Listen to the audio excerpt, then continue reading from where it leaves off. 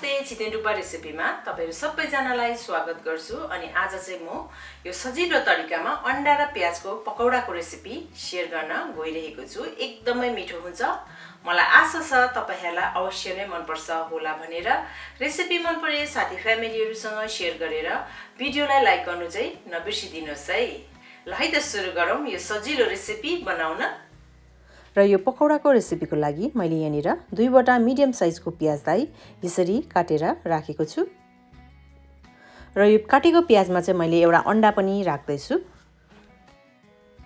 सँगसँगै मैले यहाँनिर थोरै ज्वानो पनि लिएको छु र यो ज्वानोलाई पनि मैले यसरी माडेर एड गरे। खोर्सानीमा चाहिँ मैले 1 टीस्पुन धुलो खोर्सानी लिएको छु र हाफ टीस्पुन चाहिँ रातो खोर्सानी क्रश गरेको लिएको छु। सँगसँगै मैले यहाँनिर 2वटा हरियो खोर्सानीलाई मसिनो गरेर काटेको छु। पिरो बेसी कम्ती तपाईहरुले स्वाद अनुसार गर्न सक्नुहुनेछ। 2 टेबलस्पुन धनिया पत्ता मसिनो गरेर काटेको छु। यति सामग्रीहरु राखिसकेपछि अब म बेसन एड गर्न गइरहेको छु। बेसन चाहिँ सबैभन्दा पहिला म यहाँनिर 4 चम्चा मात्रै एड गर्दै छु। त्यसको बादमा यदि एड गर्न परे फेरि एड गर्ने छु। सँगसँगै स्वाद अनुसार मैले यहाँनिर नुन पनि एड गरे।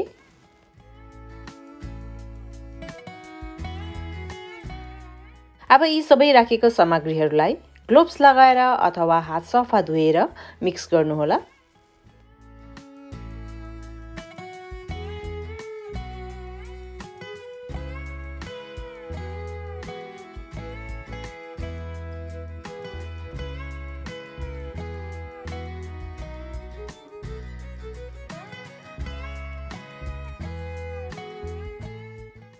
सबै सामग्री मिक्स भइसकेको छ तर बेसन राम्रोसँगले प्याजमा कोट भएको छैन। त्यही भएर म यहाँनिर 3 चम्चा बेसन फेरि एड गर्दै छु।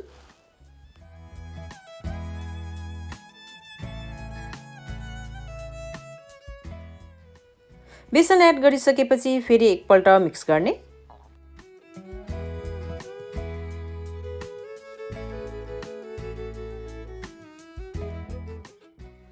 र अब चाहिँ यो रेडी छ फ्राई गर्नको लागि। प्याज अंडा पकोडा फ्राई गर्नको लागि ग्यासमा यहाँ तेल तातिँदैछ। यो पकोडा फ्राई गर्नको लागि एकदमै धुवा आएको तेल तताउनु पर्दैन। तपाईहरुले तेल ताते कि तातेन भनेर एउटा सानो प्याज यसरी हालेर ट्राई गर्नुभयो भने थाहा हुन्छ। यसरी जब यो प्याज माथि यसरी आउँछ तब चाहिँ यो तेल पर्फेक्ट पकौडा फ्राई गर्नको लागि रेडी छ भनेर थाहा हुन्छ र यसरी पनि तपाईहरुले ट्राई गर्न सक्नुहुन्छ। अब यहाँ म एक-एकवटा पकौडा हाल्न जाँदैछु।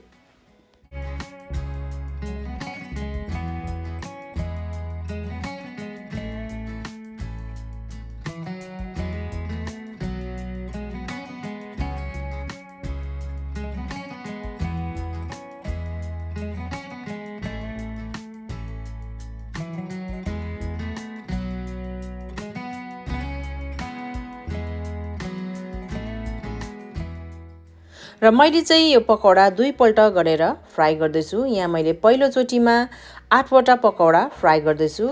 अब यी सबै राखेको पकौडाहरुलाई गोल्डन ब्राउन हुइन्जेलसम्म फ्राई गर्नुपर्छ।